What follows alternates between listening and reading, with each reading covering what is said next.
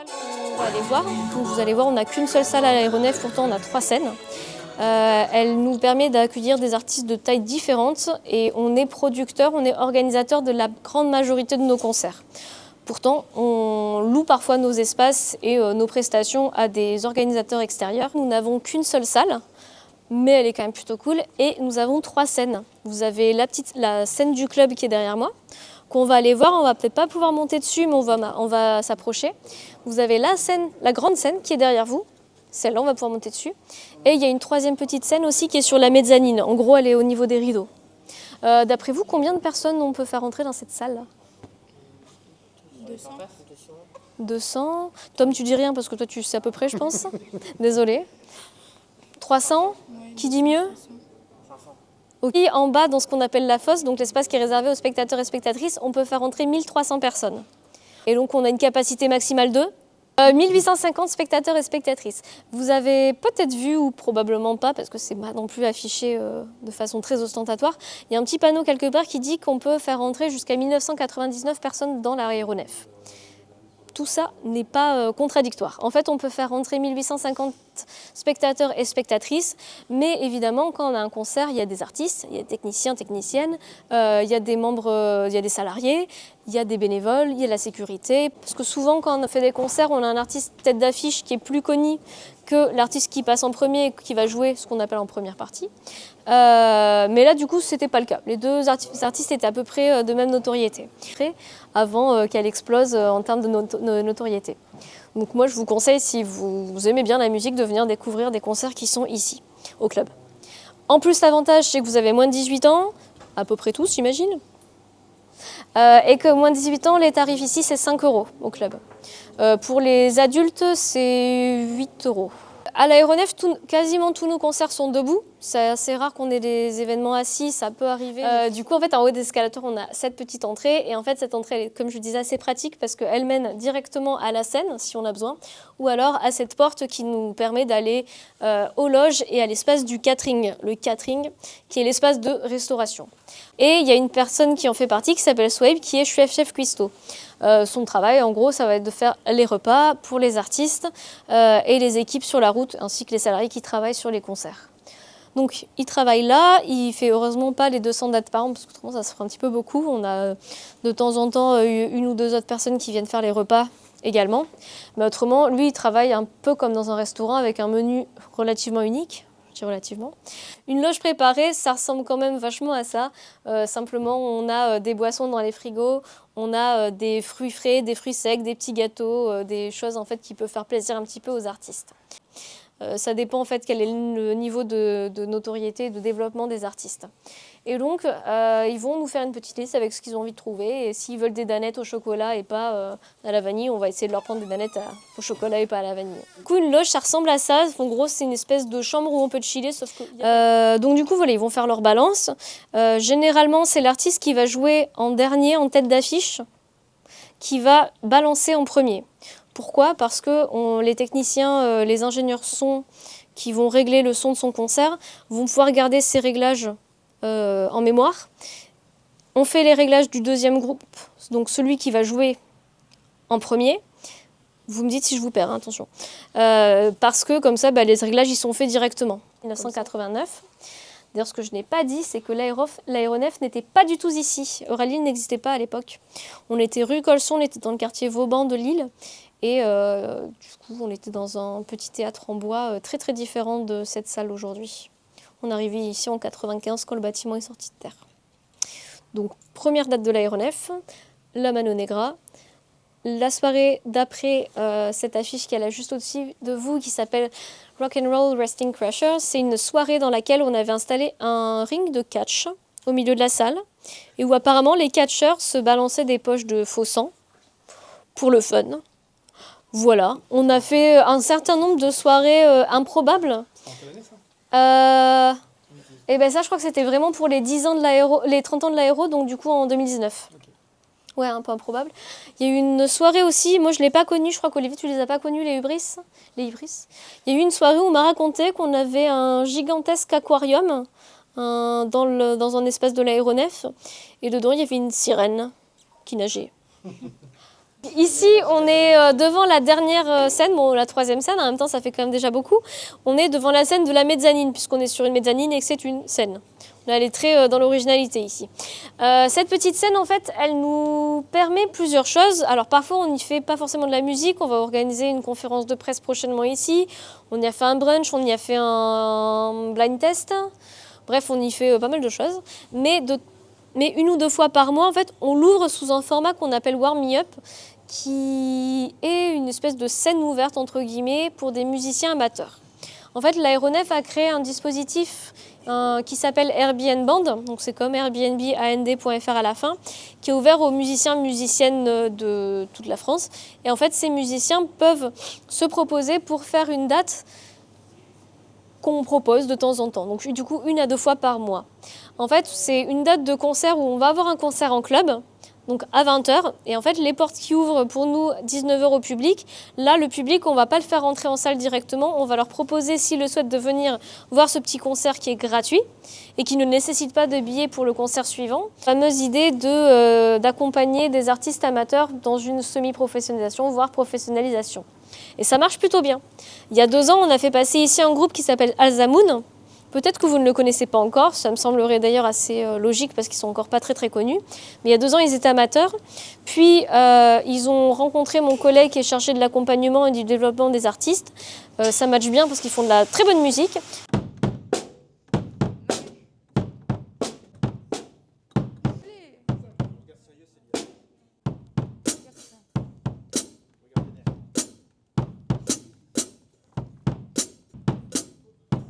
Un monte charge qui s'arrête soit au niveau de la fosse quand on a besoin de mettre du matos de l'autre côté, ou qui peut aussi s'amarrer, se mettre à quai au niveau de la scène. Comme ça, on a juste à pousser la grosse voiture, ou les matos et tout ça. Bref, on a pas mal d'artistes qui ont des décors plus ou moins improbables et cette scène-là, elle est idéale pour accueillir tout ça. La date de sa première tournée et en fait il était en club, donc sur la petite scène et les jeunes qui étaient là, qui avaient votre âge, vraiment étaient un peu foufou quoi. Enfin, ils ont vraiment poussé fort la scène et c'était assez étonnant pour nous.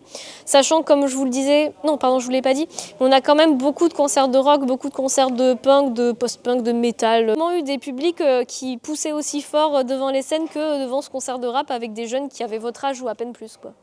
Toutes sortes de musique, il va s'intéresser un petit peu à tout ce qui se fait.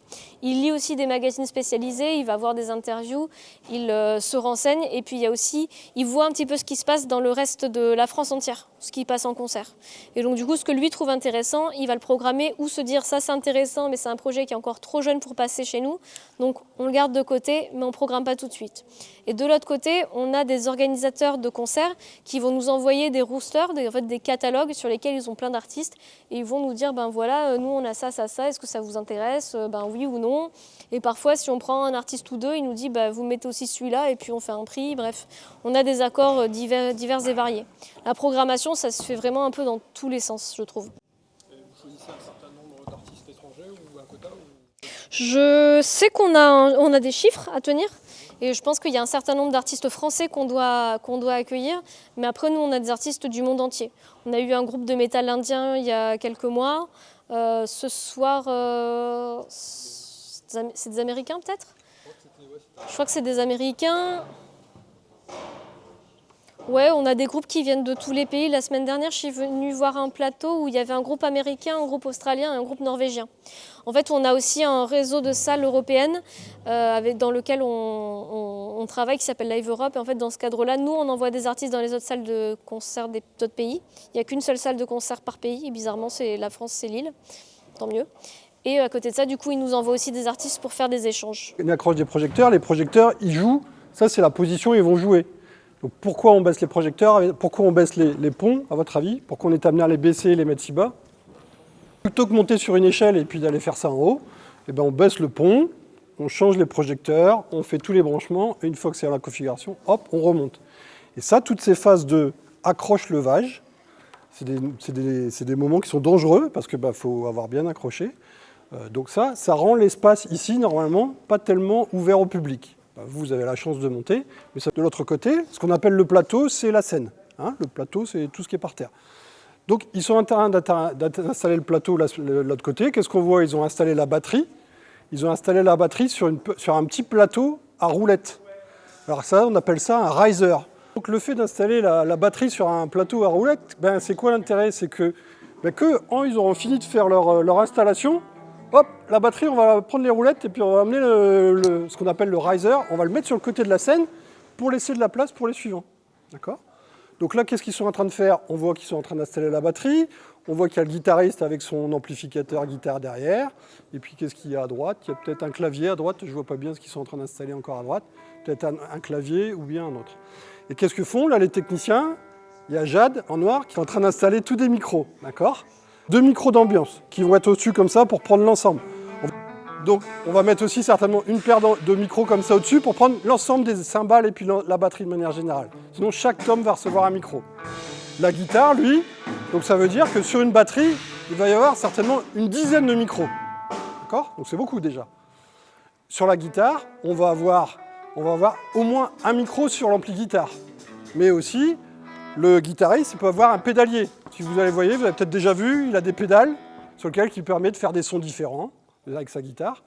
On peut aussi des fois reprendre le son, il peut nous demander des fois de reprendre le son directement de sortie de son pédalier sans passer par l'ampli. Donc on va avoir aussi le câble qui vient du clavier, et puis vous voyez, ils ont commencé à mettre des micros, évidemment il va y avoir un micro par chanteur. D'accord? Donc ce qui est intéressant de comprendre, c'est tout ce son il va venir du plateau, et puis il doit aller jusqu'aux enceintes. On a ce qu'on appelle la régie. La régie, il y a 2 consoles en régie. Il y a le monsieur à gauche avec sa casquette, marqué l'aéronef. Le monsieur à gauche avec l'aéronef, il fait la lumière.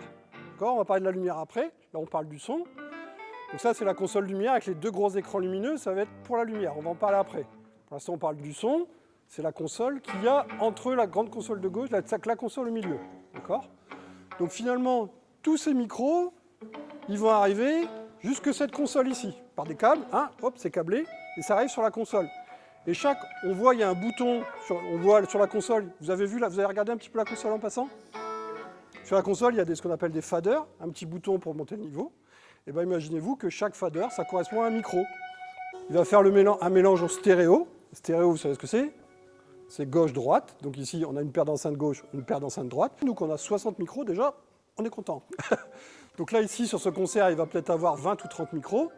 Il va falloir que ces 20 et 30 micros, ils choisissent le niveau sonore, ils choisissent l'espace, s'il met plutôt à gauche, s'il met plutôt à droite, comme ça. Il va définir l'espace, le volume et les fréquences. Ça, c'est le boulot du mixeur. Et ça, tout ça, il va le ramener en stéréo. Donc il y a un câble qui va ressortir de la console pour arriver jusqu'aux enceintes. Ça indique le niveau sonore. Dans les salles de spectacle de musique amplifiée, on a des niveaux sonores maximum. D'accord?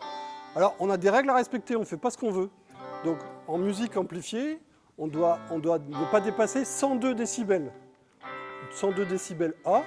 Et donc ça, c'est dans les médiums, c'est des fréquences en dBA, c'est des médiums, des aigus. On ne va pas devoir dépasser 118 dans les DBC, c'est-à-dire dans les graves aussi. Et ça, sur une moyenne de 15 minutes. Sur une moyenne de 15 minutes, on ne doit pas dépasser un niveau de 102. C'est-à-dire que là, on voit des instantanés, 76, 74. L'enregistreur, le sonomètre, il fait une moyenne de tout ça et il va nous afficher une petite valeur en bas à gauche, il affiche. La valeur que doit respecter l'ingénieur du son, c'est la petite valeur qui est en bas à gauche. Donc si on voit pendant un concert quelqu'un qui est au courant, il va dire « Ah, il ne doit pas dépasser 102 ». Mais pourtant, là, il est à 105. Là. Oui, mais il est 105, il y a un pic qui va monter à 105. Ça, il est dans la loi. Par contre, sur un quart d'heure, sa moyenne ne doit pas dépasser 102. Alors, qu'est-ce qui se passe s'il dépasse? C'est une bonne question. Il y a des salles où ils mettent des limiteurs. C'est-à-dire, mettre un limiteur, c'est-à-dire que si on veut la 102, bah non, le son, l'ampli, il est bridé, hop, on ne pourra pas la 102. Qu'est-ce qui se passe? On a un technicien son d'accueil et on a un technicien son qu'on reçoit. C'est le technicien son d'accueil de la salle qui va taper sur les doigts de son copain en disant ça va pas bien là, t'es au-dessus, tu rebaisses. Et si au bout d'un moment, il ne baisse pas, ben on va aller chercher le cadre de permanence de la salle, de l'aéronef, pour que ce soit lui, donc le chef, on va appeler le chef. Puis si vraiment on l'abuse, ben peut-être qu'on fera arrêter le concert. Ce serait le summum du summum. Mais alors pourquoi? Parce que c'est pour protéger vos oreilles. C'est une question de sécurité du public. La guitare là, vous voyez, la guitare qui joue, elle est autour de 80. C'est déjà un peu fort quand même. C'est déjà un peu fort. Alors, les musiciens, donc, ils ont quoi pour se protéger? Alors les musiciens, ils ont quoi pour se protéger? C'est une bonne question. Les vrais rock'n'rollers, ils ont rien pour se protéger. Et ils s'en foutent complètement, ils sont sourds comme des pots. Voilà. Donc ça, c'est une première réponse. Ceux qui sont un peu plus consciencieux, ils ont ce qu'on appelle des ear monitors. Alors aujourd'hui, là on voit, là il n'y a pas de ear monitor, on voit qu'il y a des enceintes au bord de scène. Les enceintes au bord de scène, elles sont dirigées. Alors celle-là, on va parler des enceintes après. Ça, c'est des enceintes là, sur lesquelles marqué no, parce qu'il ne faut pas mettre son pied dessus. C'est des enceintes pour le public. Les enceintes qui sont au bord de scène là-bas, c'est des enceintes qui sont dirigées vers les artistes. Donc ça s'appelle des enceintes de retour, pour que les artistes ils s'entendent dedans, d'accord? Donc les enceintes de retour, donc ça veut dire que l'ingénieur du son qui mixe, il doit mixer pour les grosses enceintes, pour le public, mais il doit faire aussi un mix pour chacun des musiciens. Okay, le batteur, qu'est-ce qu'il veut vouloir entendre? Ben, lui d'abord, puis certainement le batteur, qu'est-ce qu'il veut vouloir souvent entendre aussi? Le bassiste. Et le bassiste et le batteur, ben, souvent ils aiment bien travailler ensemble, parce que c'est ce qu'on appelle la section rythmique. La section rythmique, ils aiment bien travailler ensemble. Donc ça veut dire que l'ingénieur du son, il va écouter chacun des musiciens et il va leur demander quel mix ils veulent dans leur retour, dans leur enceinte. Donc ça veut dire que c'est un sac. Donc le mixeur, il ne fait pas qu'un seul mix. Hein. Il fait autant de mix que le musicien, plus le mix pour le public. Donc c'est tout ça, et à chaque fois en droite, gauche, intensité, fréquence, hein, par rapport. Et si j'en ai 60, si j'ai 60 micros, je dois prendre mes 60 micros et je dois régler à chaque mes 60 micros pour chacun des mix que je dois faire. Quand il y a beaucoup de mix retour à faire, on a un ingé son retour. Regardez ici, à votre droite, il y a une console son. Alors quand il y a beaucoup de mix retour à faire, on a un ingénieur du son retour. L'ingénieur du son face, lui c'est cool, il a un seul mix à faire. Il a mis un seul mix pour le public, c'est cool. Et il n'y a personne qui vient lui dire que c'est pas bien parce que c'est pour le public, donc il fait bien ce qu'il veut. Alors là, on arrive à la réponse à la question. Alors du coup, les musiciens sur scène, ils ont tout ce son très fort qui viennent. Alors comment ils font pour se protéger? Il y a la solution des ear monitors. Les ear monitors, c'est quoi? C'est des bouchons moulés qu'on a dans les oreilles et puis qui sont comme vos casques, qui sont vos écouteurs finalement.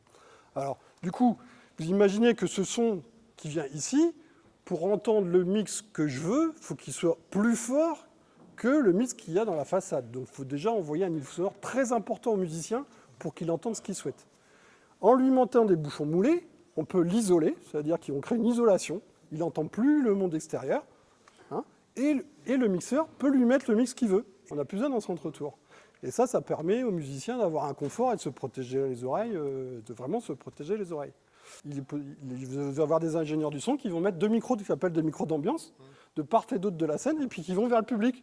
Pourquoi? Qu'est-ce qu'il fait? Il prend l'ambiance sonore qu'il met dans les oreilles, mais du coup, qu'il met dans le volume qu'il veut. C'est-à-dire, un public qui applaudit, qui crie, ça monte à 105, ça monte à plus de 100 dB. Hein. Mais ça veut dire, là aussi, l'artiste, il va avoir dans les oreilles un public à 70 dB qui ne crie pas trop fort. Et aussi, parce que lui, il joue tous les soirs. On parlait tout à l'heure de répétition. Quelqu'un qui vient au concert tous les soirs comme nous, ou régulièrement comme nous, on doit se protéger d'autant plus que quelqu'un qui va venir une fois tous les 3 mois, ou une fois tous les ans. Nous, on doit d'autant plus se protéger. C'est vrai sur la journée, mais c'est vrai aussi sur la semaine, c'est vrai aussi sur le mois. Hein. Alors, parlons de ces enceintes. Il y a plein d'enceintes qui sont accrochées, on en voit plein des enceintes. Alors, on voit des enceintes courbées, là, et puis des enceintes en cube. Alors, les enceintes courbées, là, ce qu'on devrait appeler des clusters, celles qui sont accrochées, elles vont diffuser médium et aigu, on va dire. Hein, et puis, un peu de basse aussi, déjà. Les gros caissons qu'on a ici, c'est les subs. D'accord ? Donc on voit, on n'a pas les mêmes enceintes pour les subs et pour ce qui va jouer pour les médiums et les aigus. Elles vont jouer, je pense, de l'ordre de 60 jusqu'à 20 000. Hein. Les subs, ils vont être de l'ordre de 40 à 80 Hz. Et alors après, la musique électronique et les musiques modernes, elles descendent beaucoup plus bas. Donc le spectre auditif, vous connaissez, ça descend jusqu'à combien le spectre auditif de l'homme? Commence à 20 Hz, exactement. Alors je vous dis, les subs, c'est plutôt 50. Et les musiques électroniques et puis toutes les musiques rock actuelles aussi, on nous demande d'aller plus bas que 50. Donc pour ça, on n'est plus dans les subs, on est dans les infrabasses. Les infrabasses, c'est la musique qui fait boum boum. Les infras, vous le ressentez dans le corps. Les subs déjà un petit peu, mais les infras, son concert, ou si vous commencez à sentir dans le corps, c'est les infrabasses. C'est combien d'air que ça par rapport? Eh bien, ça va être justement autour de 20-40. Ben ça, pour ça, on a des infras sous la scène. Sous la scène, on a des caissons, on pourra soulever la jupe de scène en redescendant. On a des caissons qui sont encore plus gros que ceux-là, qui sont sous la scène. Et alors, l'intérêt de tout ce qui est bas, c'est que plus c'est bas, moins c'est directif. Vous voyez, ici, pour les aigus, on a vraiment une ligne qui est créée pour pouvoir, vous imaginez à quoi ça sert cette ligne, ça va permettre d'arroser ceux en bas et aussi ceux en haut. D'accord ? Bien que ces enceintes-là, elles vont déjà aller pour des personnes qui sont déjà assez loin. Ces enceintes ici, elles vont aller être pour le public qui sont là, qui vont être à 3-4 mètres. Avoir une salle mate. Une salle mate, c'est-à-dire que tous les échos, ils sont absorbés. Donc tout ce que vous voyez autour de vous, là, les gros panneaux rectangulaires, ça va être de l'épaisseur, de l'absorbant acoustique, qui va justement permettre d'absorber tout cet écho. C'est en quelle matière les absorbants C'est un peu comme la laine de verre. Tu fais un peu de la laine de verre ou de la matière de ce type-là. Ici, à l'aéronef, on n'est pas encore assez absorbant. On n'est pas assez, dans les aigus, là, ça va. Mais par contre, dans le bas, les ingénieurs du son, ils se plaignent un peu ils disent que le son tourne. Alors c'est ça, qu'est-ce qu'ils font? Élise a parlé de balance tout à l'heure. Qu'est-ce qu'ils font avant même qu'il y ait des musiciens sur scène? Qu'est-ce qu'ils font souvent un ingénieur du son qui arrive dans une salle et qui ne connaît pas la salle, il va vouloir écouter la salle. Chaque fois que je vais à un endroit, j'écoute ma chanson de Madonna.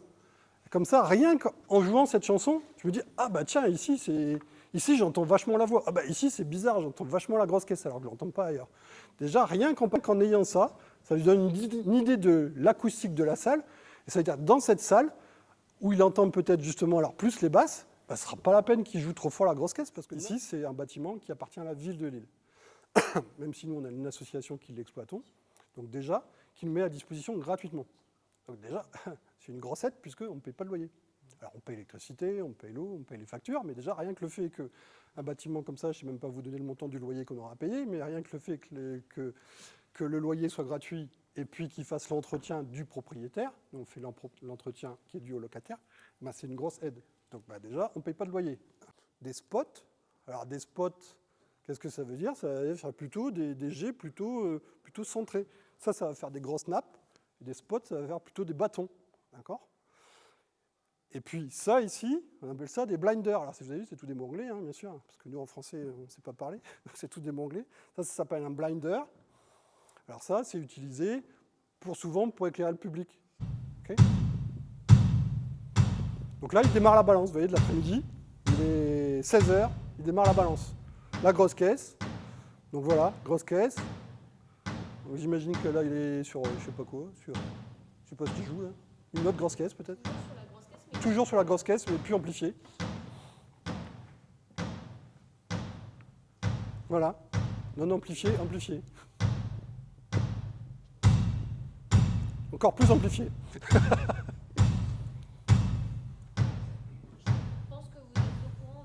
Donc ça fait partie, ça me permet de dire que ça fait partie de toute la phase de préparation avant le concert. Toute la phase de préparation avant le concert, ça va être de dire qui amène quoi et qui fait quoi. Là, c'est qui fait quoi? Est-ce qu'il y a un technicien lumière ou il n'y en a pas? Qui apporte quoi? La batterie, est-ce que c'est toi qui apportes la batterie? Nous, sinon, on peut en mettre à disposition une. Ça va de tout à rien.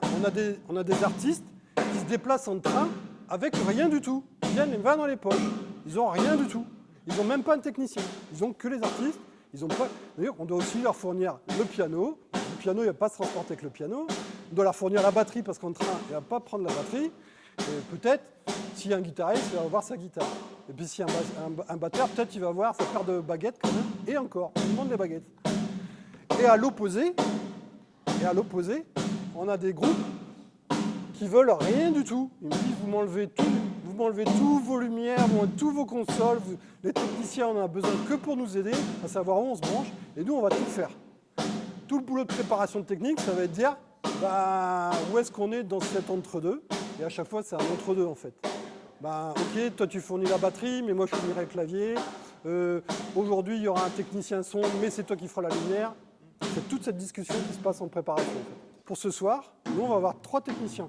On va avoir un technicien son, on appelle façade à la régie, qui va faire le son de la façade, mais elle aussi, la dame qui est la technicien son. Donc là, pour l'instant, elle fait le son pour la face, mais aussi, elle va le monsieur qui a des retours, là, je ne vois pas s'il a des enceintes ou des moniteurs, en même temps, il va faire les retours pour lui.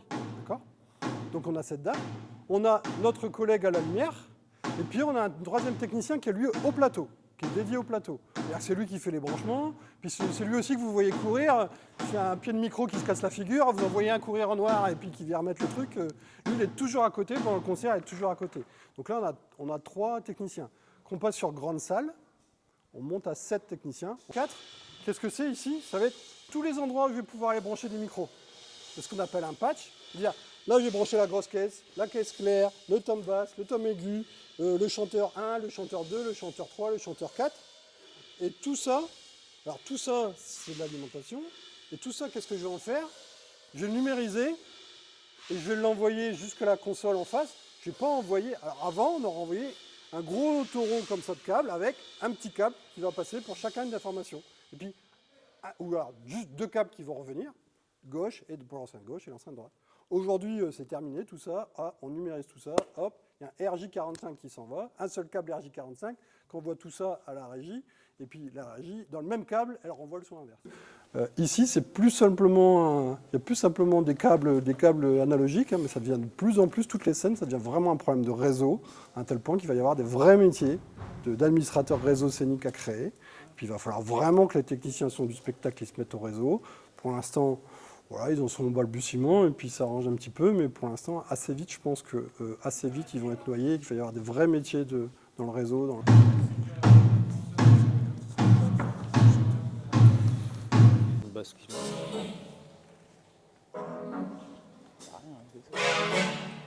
Nothing easy.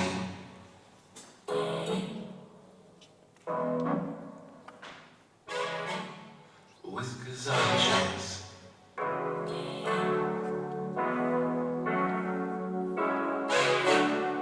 A cook among us.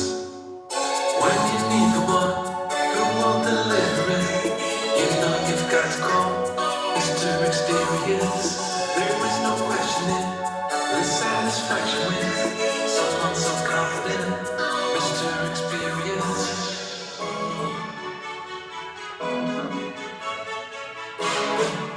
It looks like goodbye.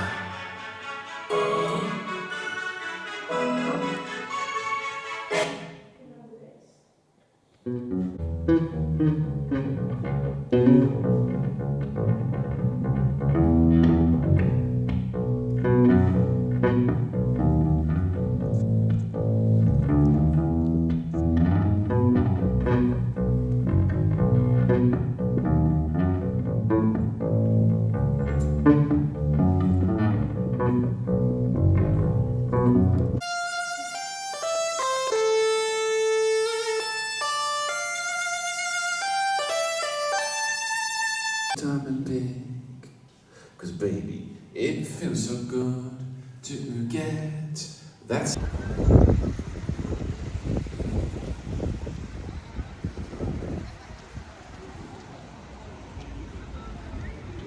Est-ce que c'est la première fois pour tout le monde ou il y a des gens qui sont déjà venus? T'es déjà venu? Il n'y a qu'une date de concert en général. Mais d'habitude, nous ici, on a plutôt l'habitude de faire des opéras ou de la danse aussi. Et les opéras, là, ils sont présentés plusieurs fois parce qu'on les fabrique un petit peu ici, entre guillemets. Donc voilà, je vais vous expliquer un petit peu tout ça sur la scène. Et du coup, forcément, ça remue un tout petit peu. La place du théâtre, c'est l'adresse, hein, c'est notre adresse. Il y avait un théâtre, mais qui a brûlé en 1903. Et donc, quand il brûle, on se dit, oh là là, on n'a plus trop de lieux de fond, il faudrait trouver quelque chose pour s'occuper le soir. Donc, on va reconstruire un théâtre assez rapidement. C'est le théâtre Sébastopol, je sais pas. Et alors, ils l'ont gardé. Voilà. Pendant ce temps-là, ici, on va faire un concours, on va interpeller des architectes. Le bâtiment, il appartient à la ville de Lille. C'est lui qui l'a commandé il y a 100 ans, mais il est encore à la ville de Lille. Nous, c'est pas notre employeur, mais en tout cas, on paye un loyer, si vous voulez. À la ville. Ils vont rentrer dans la ville en 1914 et ils vont inaugurer eux-mêmes le bâtiment. Et ils vont jouer en fait une centaine de représentations ici pendant toute la Première Guerre mondiale. Orchestre, une équipe artistique qui est là tout le temps, un ballet. Mais ça va durer jusqu'à la fin des années 90, où à ce moment-là, on va fermer du jour au lendemain pour des raisons de sécurité. Et on va tout refaire. Mais là, vous voyez, le bâtiment, il ressemble quand même très très fort à ce qu'il était il y a 100 ans en fait. En tout cas, on se retrouve ici pour l'entracte, on peut venir boire un verre. Nous aussi, on fait plein de choses ici. Alors, c'était pas mal de dire que c'était un espace d'échauffement ou d'entraînement ou de répétition. C'est pas vraiment le cas, mais ça arrive qu'on fasse des ateliers. Vraiment, c'est pour ça que je demandais pourquoi tu dis que c'est un lieu de réception. C'est qu'en fait, c'est un lieu qui était plutôt réservé aux gens qui avaient un peu plus d'argent. C'est-à-dire les gens qui allaient en galerie. Alors que par contre, alors c'est marrant puisque ici, il y a quand même beaucoup de choses qui sont vraies, fausses. Par exemple, où est-ce d'autre que sur les colonnes, il y a du marbre? Les plaintes. Ouais, les plaintes. Les plaintes, oui, c'est vrai. Enfin, j'avais même jamais fait gaffe. Vous avez bien fait de venir. Là, sur les murs. Ouais, donc sur les murs, tu penses que c'est du marbre aussi? Non, c'est du faux, je pense. Oui, c'est du faux. En fait, tout à l'heure, vous pourrez le faire. Là, vous pouvez toucher. Quand on touche le marbre, bah oui, il est froid. Alors que quand on touche le mur, c'est de la peinture. Ouais, c'est des trompe-l'œil, ça s'appelle. Alors ici, c'est plus pour bien décorer et faire joli. Et dans la grande salle, ça va aussi accompagner vous qui parlez de son. Vous allez voir même les fauteuils, le tissu des fauteuils, qui est aussi le même tissu que ça absorbe le son en fait. Donc ça aide à la réverbération et une meilleure écoute. Donc C'est agréable. c'est du vrai vélo, ouais. Et en plus, c'est agréable, c'est pas faux. Là, il y a 2 places. Allez, asseyez-vous. Faut que ça aille vite. Donc ici, c'est la grande salle. Vous vous souvenez combien de places il y a ici? 1183. 1138. Mais c'était bien. Bah, t'as inversé. C'est pas mal. Ouais, 1138 places à l'intérieur. Donc il y a presque 400 places rien qu'en bas. Et ici, tout le monde est assis. Donc quand on est assis en bas, on voit pas l'orchestre en fait. On voit les chanteurs en fait. On voit les chanteurs, la mise en scène, etc. Les meilleures places, c'est ici en fait. Parce que là, vous voyez l'orchestre et la mise en scène. C'est vraiment des super places en fait d'être ici. C'est assez chouette. Mais là où vous êtes, c'est très bien aussi. Trop envie. Vous voulez faire d'autres choses quoi. Maintenant, ça tourne bien. Donc cette salle, elle a une forme spéciale, vous avez vu? Elle a une forme de fer à cheval, on dit. Vous payez cher, mais on n'a pas déterminé par rapport aux étages, justement, parce qu'il y a des gens en bas qui payent 5 €. Ils payent 5 € parce qu'en fait, on ne voit pas très bien. D'accord? Alors, c'est pas qu'on voit rien. Donc toutes les places qui sont plus là-haut, on les invalide, on appelle ça, et on resserre la jauge. La jauge, c'est le nombre de places qu'il y a à l'intérieur. On n'en met plus que 800, d'accord? C'est beaucoup moins, mais on préfère vendre moins de billets et que tout le monde ait un bon souvenir, plutôt que vendre un billet pas terrible et que du coup les gens n'ont jamais envie de revenir. Pourtant, une place de cinéma, maintenant, c'est hyper cher en plus. Plus qu'une place d'opéra, qui est à 5 €. C'est bien, bravo. Le premier prix, oui.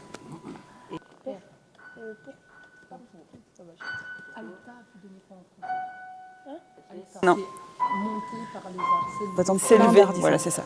Il y a de la musique, évidemment, il y a du chant, il y a de la mise en scène, donc il peut y avoir de la peinture, il y a des costumes souvent. Là, vous allez voir ce soir, elle a une super robe, je l'ai vue tout à l'heure dans les coulisses. Non, elle chante juste, c'est juste une chanteuse. Mais il y a 4 opéras par an. Ça fait partie de notre label, en fait.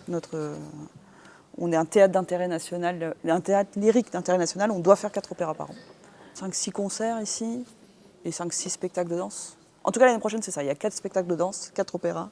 Il y a des concerts ici, mais il y a aussi des concerts au Grand Foyer. L'année prochaine, on va faire des concerts trop cool. Ce sera le midi, on vient. Quel type de public? C'est pour tout le monde. Tout est pour tout le monde. Ça dure 45 minutes. Il va s'allonger là. Même le sol, là Non, on a acheté des trucs un peu épais pour que c'est des nattes. Ouais, voilà, c'est ça. On aura des concerts insomniaques aussi. Des trucs la nuit aussi, jusqu'à 2 h du matin. Voilà.